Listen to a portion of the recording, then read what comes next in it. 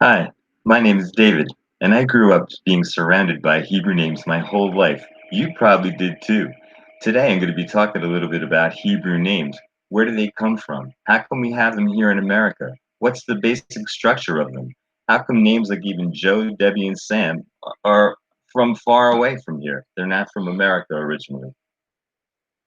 If we look at this map here, we can see where the Hebrew language originally comes from, and that Hebrew is a Semitic language. It's part of the larger Afro-Asiatic language family.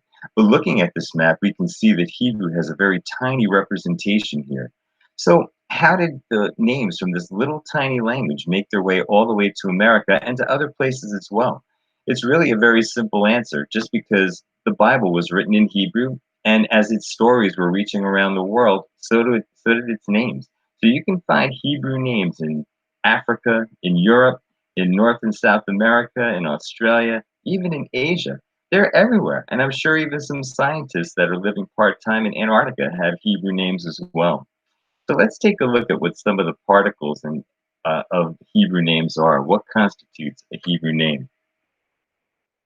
Looking at this list of some very ordinary names, which maybe even you have or some of your neighbors have, like David, Sarah, Rachel, Thomas, we can see that they're generally two syllables long. But if we look at them in Hebrew, how they're spelled in Hebrew, the real secret to the structure of a Semitic language comes through. That the basic structure of a Semitic word and most Semitic names is a three-letter root, something called a shoresh, which is just the Hebrew word for root. So every one of these has just three letters in them, whether it's David or Sarah or Thomas or Caleb. Now, not all Hebrew names are two syllables long and based on three letters. Some of them are longer. Look at names like Jonathan or Deborah or Benjamin. Those are longer than two syllables and three letters, but it's mostly because they're composite names. They're either made up of one or more particles, or they have some sort of suffix or prefix before or after them. Let's look at what some of the Hebrew particles are that constitute a Hebrew name. For many of the biblical names, they have one of five particles, or sometimes even more than one of them in them. And the most common ones are listed here on this screen. We have words like El, which means God, and it's even related to the Muslim word Allah, which also means God. There's also two forms of the Hebrew deity's name, Yahweh, which just means I am. And if that name shows up, or if that particle shows up at the beginning of a Hebrew name, it takes one form, Yo or Joe, which is how it's transliterated into English. Or if it's at the end of a name, it takes Yah or Jah, or sometimes Yahoo. And you can see that in many of the Hebrew names in the Bible. There's also a particle ab, which deals with the family. It means father. And lastly, verbs like yasha, which means to save. So let's see how these different particles play out in different common names that are all around us. Looking first at the particle L, which means God, we see that sometimes it occurs at the end of a name, like in Michael or Daniel. Michael is actually a question. That means who is like God, and that's what the L particle at the end of that name means. Sometimes the L is at the beginning of a name, like in Elijah or Eliezer, and which means that God helps, or my God is the Lord.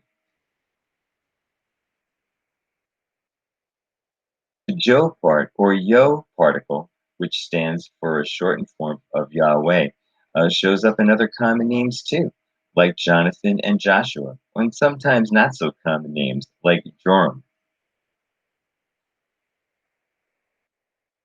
At the end of a name, Yah or Jah or Yahoo shows up also. Now, these tend to be the most stereotypical endings for biblical names. Many of the prophets of the Bible, like Isaiah or Nehemiah or Zechariah or Jeremiah, they have this particle in their names.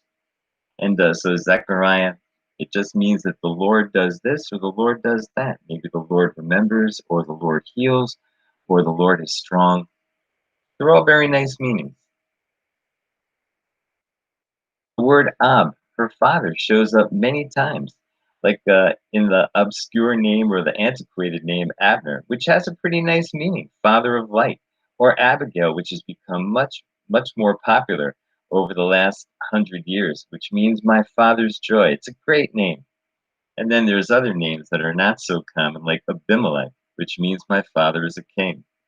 I wish my father's a great guy, whether he's a king or not, though. And then we have the verb yasha, to save. So all of the names dealing with this have to do with saving. Now, looking at this list of names, it doesn't look like they have anything in common because the transliteration of yasha into English takes on different permutations from name to name. But if you were to see them all spelled in Hebrew, you would be able to see the original three-letter shoresh or some form of it hidden within the Hebrew spelling. So all of these had to do with saving, like Isaiah meaning the Lord saves, or Hosanna just meaning save, please, please save. Looking at some Hebrew female names, one of the distinctives about them is that they are unique to females. Many of the names that we use for females in the West are feminine forms of male names, like Victoria from Victor or Roberta from Robert. But among the Hebrew names, it doesn't work like that. There's no male form of Deborah or of Naomi or of Hagar. There's specifically female names. And lastly, a very interesting category that scholars have been looking into over the last few decades is the possibility that some of these Hebrew names actually derive from Egyptian. Now, according to the Hebrew Bible, the Hebrews lived in Egypt for hundreds of years, so it makes sense that they would have taken on some of their words. Also, ancient Egyptian was a semi-Semitic language too, just like Hebrew was. But looking at the name Deborah, it means bee in Hebrew. And one might think, why would somebody name their little daughter that they love after an insect that can harm you or sting you? And the reason for it is that Deborah had a pretty royal pedigree. The bee was a symbol of the pharaoh, and you can often see it in hieroglyphs dealing with pharaohs. So naming your child Deborah had a very good connotation to it. Another name that's still around today, Miriam. Many scholars think probably comes from the Egyptian word mer, which means to be beloved. So here we see in this hieroglyph an M and an R to the left of a little man who's making a symbol of love with his hand. And so it means beloved. And then lastly, the word Moses. Now, anybody who studies Egyptian history knows that some of the greatest pharaohs had a type of Moses sound at the end of their names, like Thutmose III or Ramses II, or even Pharaoh Amos, if you know who he is. But according to the Old Testament, Moses got his name because he was being drawn out of the water. And the word masas or mos means that in Hebrew.